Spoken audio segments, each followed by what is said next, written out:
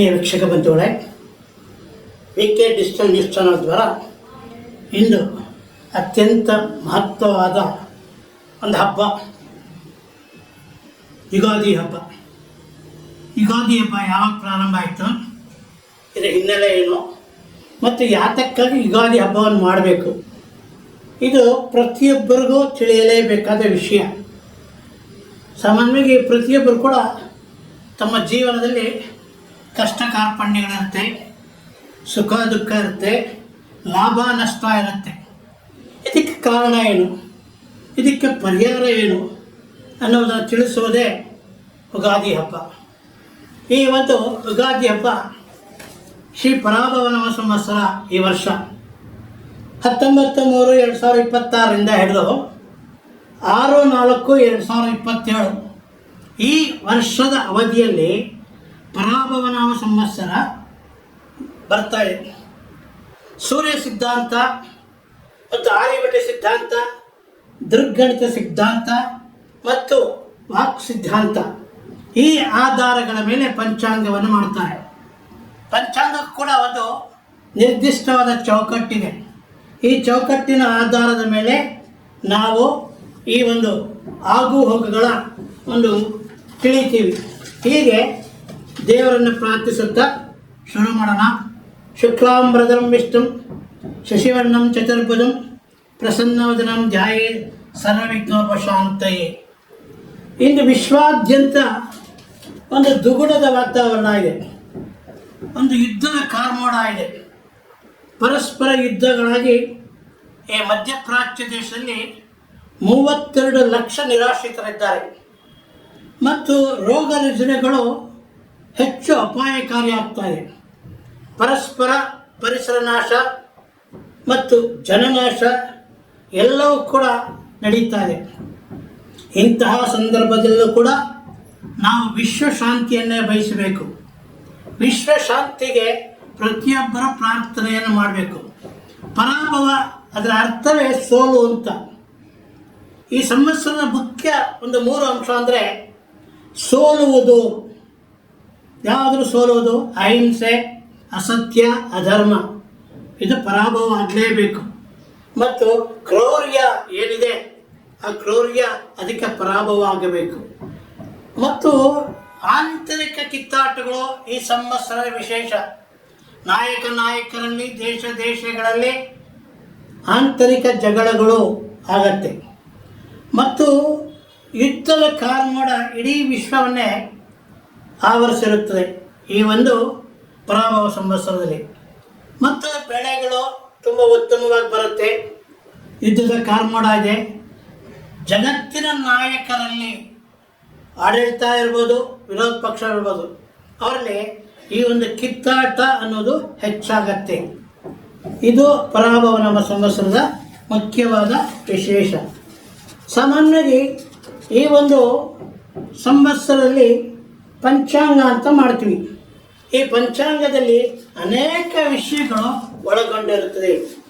ಏನೇನೆಂದರೆ ಹಿಂದೂ ಧರ್ಮದ ಪ್ರಕಾರ ಏನಾಗತ್ತೆ, ಜಾತ್ರೆ ಇರ್ಬೋದು, ರಥೋತ್ಸವ ಇರ್ಬೋದು, ಧಾರ್ಮಿಕ ಕಾರ್ಯಕ್ರಮಗಳಿರ್ಬೋದು, ಆರಾಧನೆ, ಮಳೆ ಬೆಳೆ ಎಷ್ಟು ಬರುತ್ತೆ ಮತ್ತು ಶುಭ ಅಶುಭ ಯಾವುದು, ಅಶೋಚ ಎಂದ್ರೇನು, ಗೃಹ ಪ್ರವೇಶ ಇದರ ಮುಹೂರ್ತಗಳು ಸಿಗತ್ತೆ, ಮದುವೆ ಮುಹೂರ್ತ ಸಿಗತ್ತೆ, ಶಂಕುಸ್ಥಾಪನೆ ಸಿಗತ್ತೆ, ಉಪನಯನ, ವಧೂವರರ ಒಂದು ಗೋತ್ರಗಳು, ಪ್ರವರಗಳು ಮತ್ತು ನಾವು ತಿನ್ನ ಎಲ್ಲದಕ್ಕೂ ಒಂದು ಮುಹೂರ್ತ ಈ ಒಂದು ಪಂಚಾಂಗದಲ್ಲಿ ನಾವು ಕಾಣ್ಬೋದು.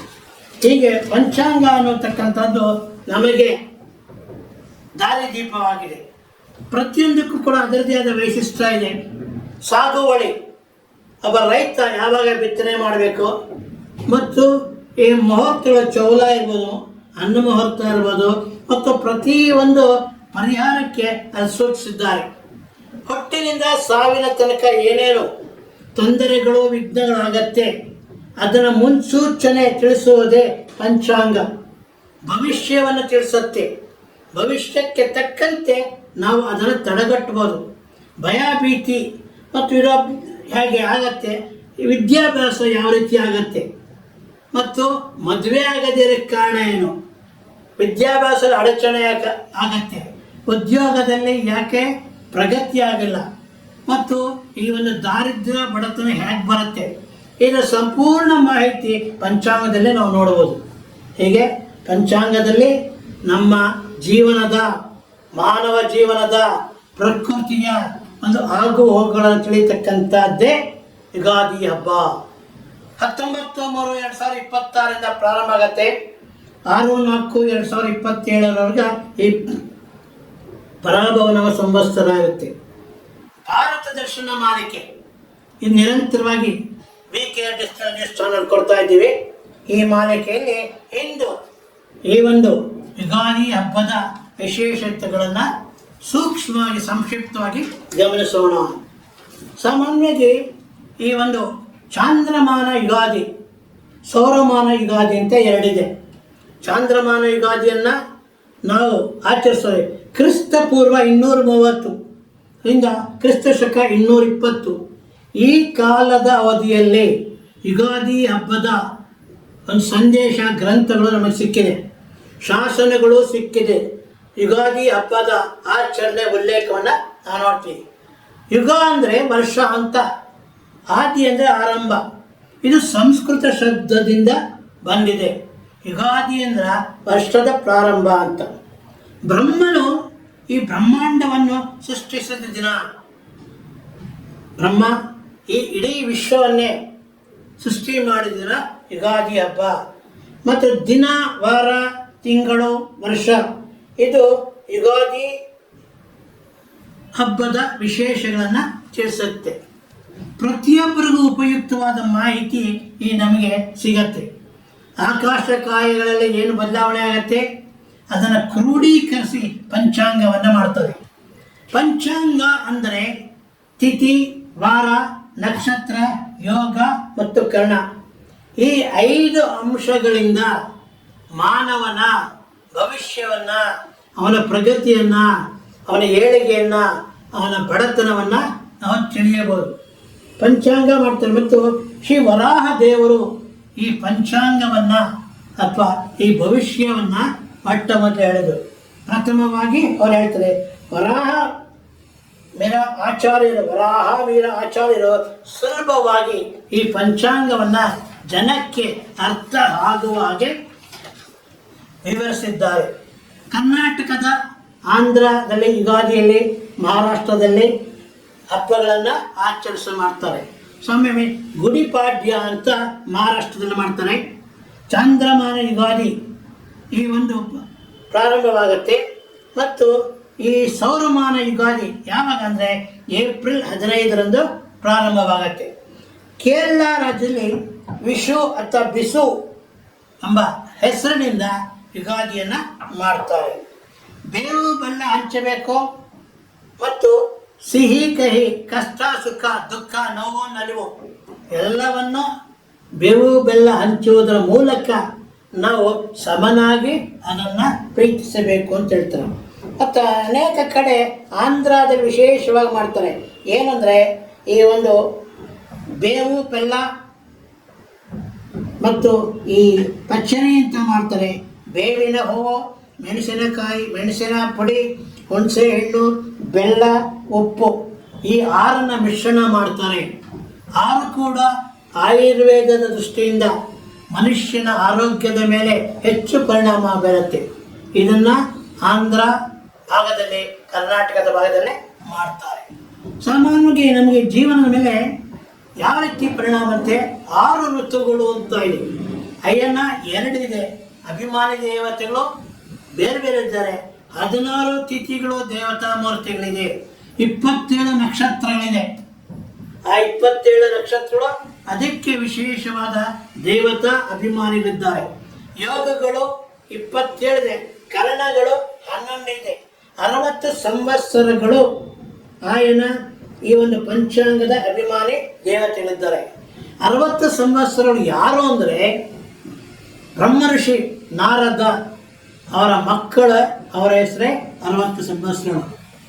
ಬ್ರಹ್ಮರ್ಷಿ ನಾರದರಿಗೆ ಒಂದು ವಿಶೇಷವಾಗಿ ಅಹಂ ಅಂತ ಇರುತ್ತೆ. ನನ್ನನ್ನು ಯಾರೂ ಸೋಲ್ಸಕ್ಕಾಗಲ್ಲ, ನಾನು ಬ್ರಹ್ಮರ್ಷಿ ಅಂತ. ಕೃಷ್ಣನ ಮಾಯೆಯಿಂದ ಒಂದು ಸ್ತ್ರೀ ರೂಪಿತವಾಗ್ತಾನೆ. ಆ ಮಾಯೆಯ ಬಲೆಗೆ ಬಿದ್ದು ಆ ಸ್ತ್ರೀ ಬಲೆಗೆ ಬಿದ್ದು ಬ್ರಹ್ಮರ್ಷಿ ನಾರದರು ಆಕೆಯನ್ನು ವಿವಾಹ ಆಗ್ತಾರೆ.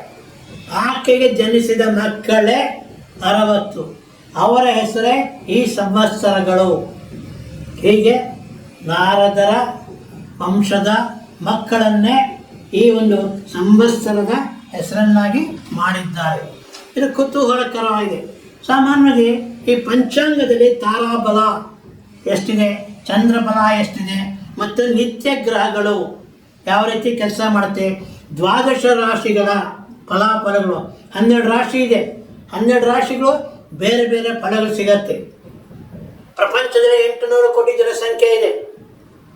ನಮ್ಮ ಭಾರತದಲ್ಲಿ 150 ಕೋಟಿ ಜನಸಂಖ್ಯೆ ಇದೆ.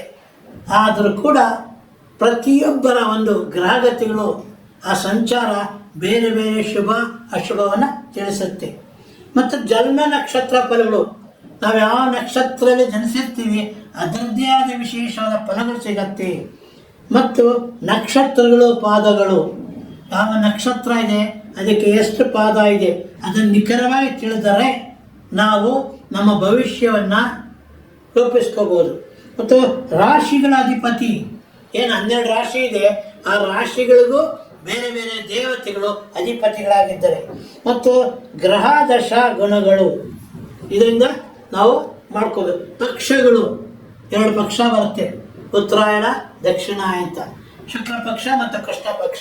ವಾರಗಳು 7 ಇದೆ, ನಕ್ಷತ್ರಗಳು 27. ಹೀಗೆ ವಾರದ ಅಭಿಮಾನಿ ದೇವತೆಗಳು ಮತ್ತು ರಾಶಿ ದೇವತೆಗಳು ಈ ಒಂದು ನಮ್ಮ ಭವಿಷ್ಯವನ್ನು ನಿರ್ಮಿಸುತ್ತೆ.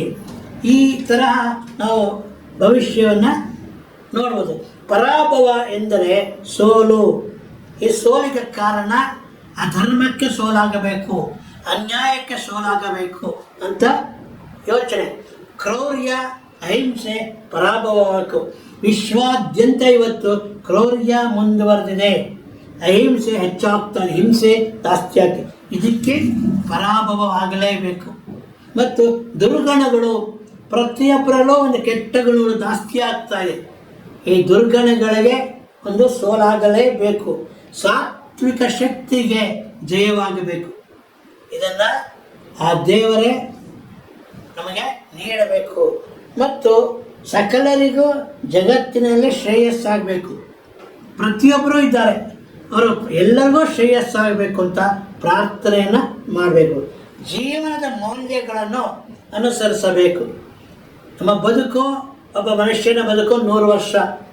ಆ 100 ವರ್ಷದಲ್ಲಿ ಅವನು ಯಾವ ರೀತಿ ಬದುಕ್ತಾನೆ, ಎಷ್ಟು ಒಳ್ಳೆಯದು ಮಾಡಿದ್ದಾನೆ, ಆ ಮೌಲ್ಯಗಳಿಂದ ಯಾರು ಪ್ರೇರಿತರಾಗಿ ಸದ್ಗುಣಗಳನ್ನು ಕಲಿತಿದ್ದಾರೆ, ಆ ಮೌಲ್ಯಗಳನ್ನು ನಾವು ಚಿಂತಿಸಬೇಕು.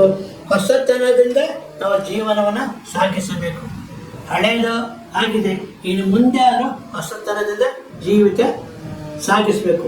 ಸಾಮಾನ್ಯ ಇತ್ತೀಚೆಗೆ ಈ ಪಂಚಾಂಗವನ್ನು ಕ್ಯಾಲೆಂಡರ್ ರೂಪದಲ್ಲಿ ತುಂಗು ಪಂಚಾಂಗದಲ್ಲಿ ಮಾಡಿದ್ದಾರೆ. ಇದನ್ನು ನೋಡ್ಬೋದು.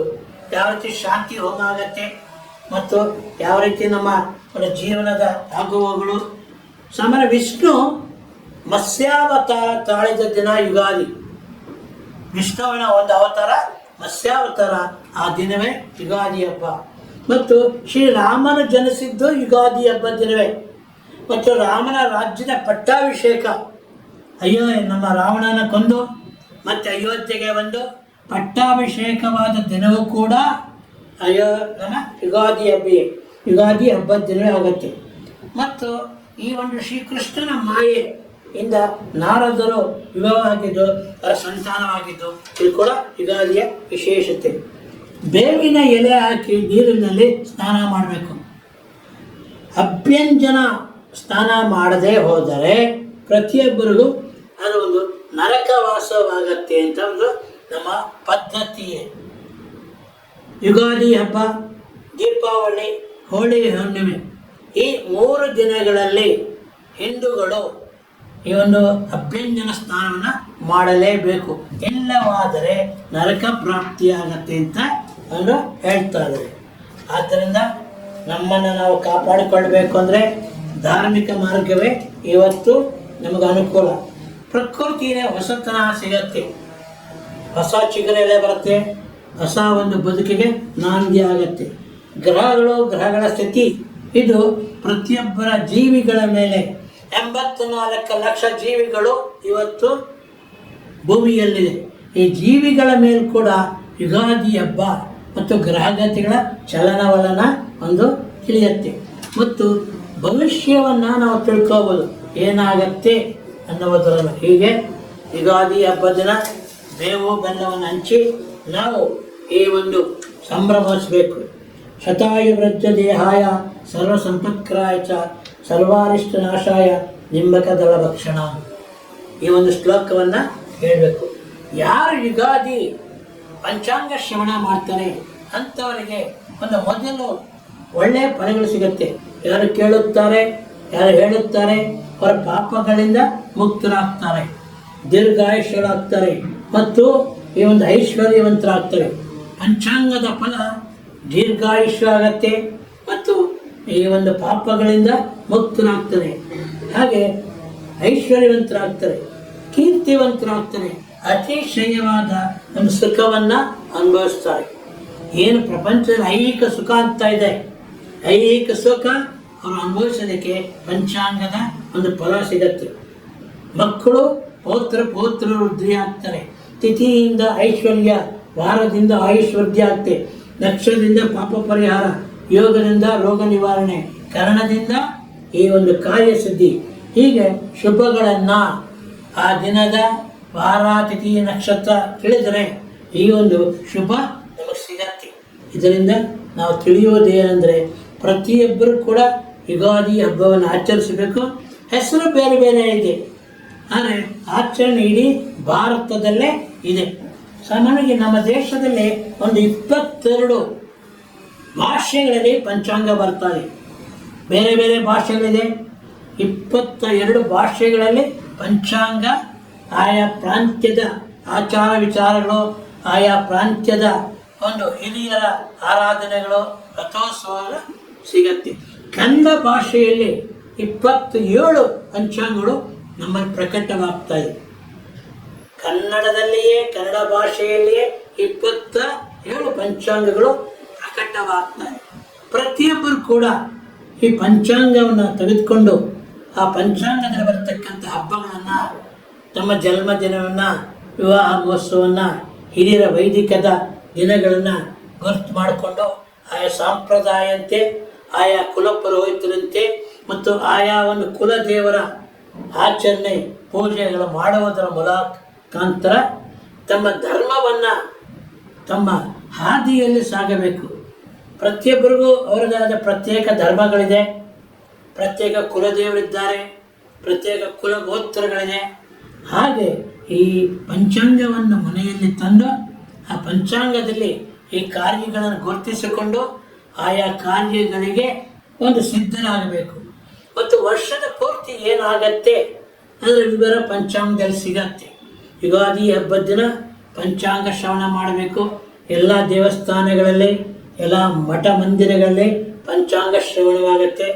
ಬೇವು ಬೆಲ್ಲವನ್ನು ನೈವೇದ್ಯವಾಗಿ ದೇವರಿಗೆ ಸಮರ್ಪಿಸಿ ಬೇವು ಬೆಲ್ಲವನ್ನು ಪ್ರತಿಯೊಬ್ಬರಿಗೂ ನೀಡುತ್ತಾರೆ ದೇವಸ್ಥಾನಗಳಲ್ಲಿ.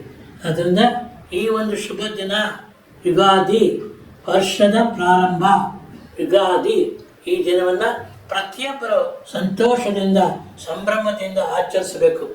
ಮನೆಯಲ್ಲಿ ದೇವರ ಒಂದು ಪೂಜೆ, ಹಸಿರು ತೋರಣಗಳು, ಅಲಂಕಾರ, ಮನೆಯನ್ನು ಶುಭ್ರವಾಗಿರ್ತಕ್ಕಂಥದ್ದು, ಗುರು ಹಿರಿಯರಿಗೆ ವಂದಿಸ್ತಕ್ಕಂಥದ್ದು ಮತ್ತು ದೇವರ ಪೂಜೆಯನ್ನು ಮನೆಯಲ್ಲಿ ಮಾಡ್ತಕ್ಕಂಥದ್ದು ಮಾಡಿದರೆ ಆ ಮನೆ ಯಶಸ್ಸಾಗತ್ತೆ, ವೃದ್ಧಿ ಆಗತ್ತೆ. ಜೀವನದಲ್ಲಿ ಅಂದುಕೊಂಡು ಸಾಧನೆ ಮಾಡ್ತಾರೆ, ಮಾಡ್ಬೋದು, ಇದೇನು ವಿಶೇಷವಲ್ಲ.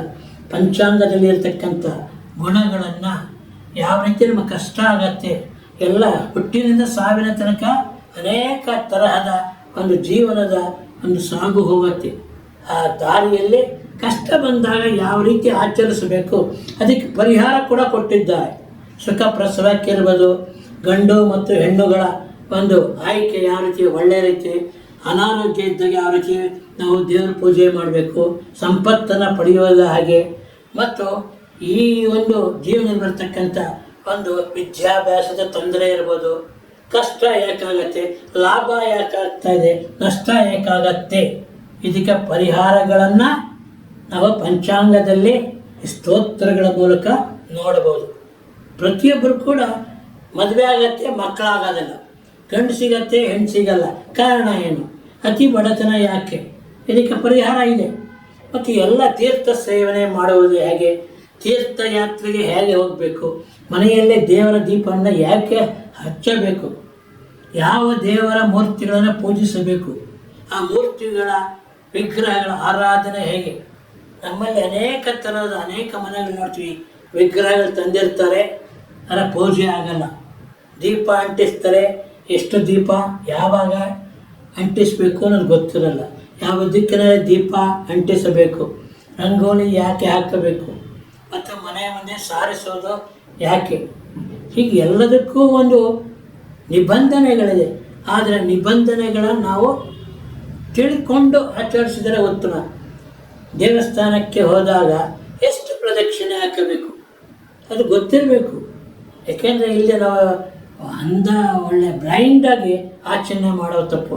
ಯಾವುದನ್ನು ಕೂಡ ಆಚರಿಸುವುದಕ್ಕೆ ಮುಂಚೆ ನಾವು ಅದರ ಮಹತ್ವ ಯಾಕೆ ಆಚರಿಸ್ತಾ ಇದ್ದೀವಿ ಅನ್ನೋದನ್ನು ತಿಳಿಯಬಹುದು. ಇದಕ್ಕೆ ಪಂಚಾಂಗ ಆಧಾರವಾಗಿದೆ.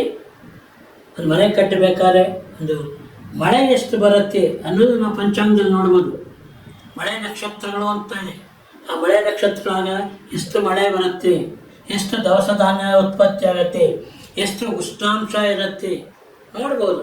ವೈಜ್ಞಾನಿಕವಾಗಿ ತಿಳಿಸುವುದೇ ಈ ಒಂದು ಪಂಚಾಂಗ. ಈ ಪಂಚಾಂಗದ ಮೂಲಕ ಪ್ರಪಂಚದ ಸಮಸ್ತ ವಿಷಯವನ್ನು ನಾವು ತಿಳ್ಕೋಬೋದು.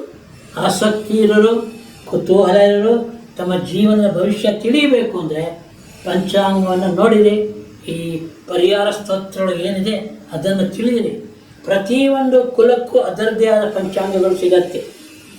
ತಮ್ಮ ಕುಲದೇವರು ಮತ್ತು ತಮ್ಮ ಗೋತ್ರ ಯಾವುದು ಅಂತ ಹೇಳಿದರೆ ಎಲ್ಲವೂ ಸುಗಮವಾಗತ್ತೆ.